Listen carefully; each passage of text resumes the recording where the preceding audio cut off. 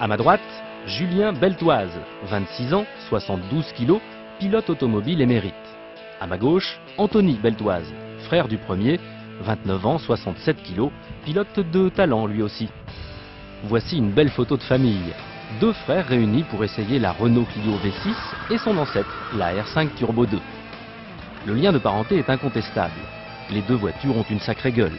Elles sont pourvues des mêmes flancs joufflus, de kits de carrosserie agressifs et surtout de la même architecture de construction. Deux places, un moteur central arrière, des roues arrière motrices et un tempérament de feu. Nos deux Renault jouent sur le même registre, celui de la passion automobile.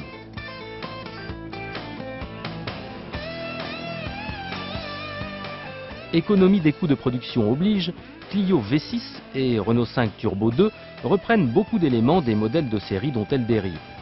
À commencer par le tableau de bord, celui de la R5 Alpine pour la R5 Turbo 2, celui de la Clio RS pour la Clio V6. Détail amusant, leurs bouchons de réservoir d'essence sont implantés exactement au même endroit. Oui, mais voilà, 20 ans séparent ces deux voitures.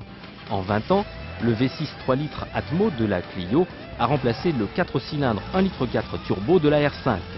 La Clio développe 235 chevaux pour un poids de 1335 kg. La R5 se contente de 160 chevaux pour un poids de 970 kg. Avantage Clio donc pour le rapport poids-puissance. Alors les frangins, sont-elles si proches que ça ces deux Renault ? Anthony, Julien, donc aujourd'hui l'essai de deux voitures un peu atypiques, la Renault 5 Turbo 2 de 1983 face à la Renault Clio V6 de 2000. Première impression, Julien? Comme tu l'as dit, ce sont des voitures atypiques avec une philosophie assez identique et on s'est bien amusé et on n'a pas l'occasion de conduire ces voitures et c'est assez sympa. Toi, Anto? C'est vrai, dans l'architecture un peu la même, hein. C'est moteur central arrière, les roues aux quatre coins, une gueule terrible. Mais c'est vrai qu'il y a 20 ans qui séparent ces deux autos et à conduire on le ressent vraiment bien, quoi. C'est-à-dire que la Clio est quand même beaucoup plus facile, beaucoup plus précise, beaucoup plus douce au niveau des accélérateurs, freins, boîte. Alors que celle-ci, c'était il y a 20 ans, quoi. La Renault 5 a une glisse très facile, très longue. Et alors que la Clio a des pneus vraiment très performants, ce qui fait que de la faire glisser n'est pas difficile. Par contre, de maintenir une dérive, c'est très compliqué. Et bon, c'est un peu un reproche de la voiture en comportement, c'est qu'elle est loin d'être une voiture de compétition. Alors qu'elle en a le look. Les deux autos sont très sympas à conduire en entrée de virage, hein. Je parle en conduite circuit, c'est-à-dire qu'on rentre sur les freins avec beaucoup d'élan et avec le transfert de masse, la voiture tout de suite ça provoque un gros survirage. Mais le problème c'est dès qu'on repasse le pied sur l'accélérateur, la glisse devient très difficile à entretenir. Pour les deux voitures, c'est les mêmes reproches? Sur la Clio, il manque de l'adaptation et du développement.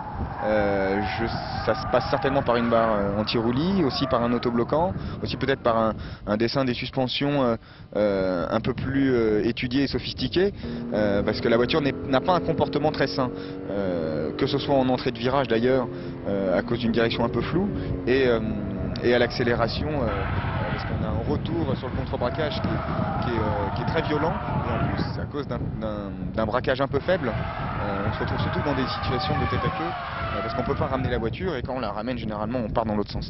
Donc c'est pas un comportement très sain, c'est une très bonne école de conduite en tout cas, parce que pour arriver à faire des tours de façon des tours rapides et être efficace avec la voiture, il faut être très fin.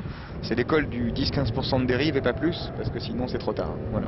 C'est vrai que j'ai eu l'occasion de plus pousser la Renault 5, j'étais à la limite avec les deux voitures et c'est vrai qu'avec la Renault 5 j'ai jamais fait un tête à queue. Donc ce qui fait que pour contre-braquer, la Renault 5 Turbo braque beaucoup plus, donc ce qui fait que j'arrive à rattraper la voiture alors que la Clio ne braque pas assez et quelquefois il manquerait encore un petit peu d'angle roue pour pouvoir m'en sortir. Autant en tour, la Clio est quand même beaucoup plus efficace, même si elle est très difficile à conduire.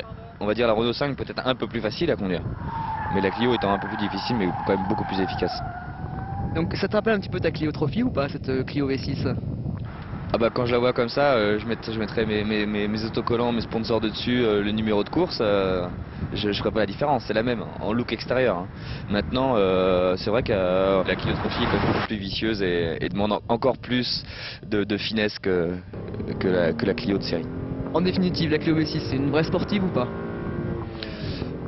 C'est une vraie sportive, oui. Moi je te réponds oui, mais il faut vraiment faut avoir un pilotage vraiment très très fin. C'est-à-dire que elle pardonne pas l'erreur. C'est un peu comme la Clio Trophy de course. Donc c'est une sportive. Une voiture qui pardonne tout n'est pas une sportive.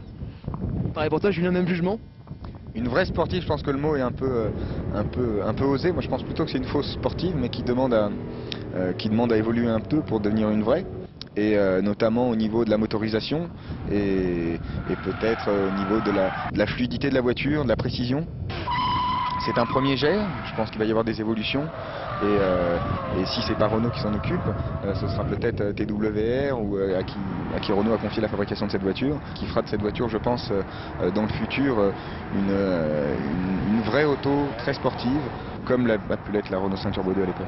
Si on commence à l'améliorer beaucoup, c'est clair qu'elle va être beaucoup plus facile à conduire, mais ça va peut-être lui enlever un peu de caractère. Je pense qu'il faut mettre en rapport des qualités dynamiques avec les qualités esthétiques de la voiture. Et puis il faut que ce soit, je veux dire aujourd'hui, la voiture est unique au niveau de son look. Et il faudrait qu'elle soit unique au niveau de quelques points de comportement. C'est une belle voiture avec un super look, il faut que les qualités dynamiques suivent.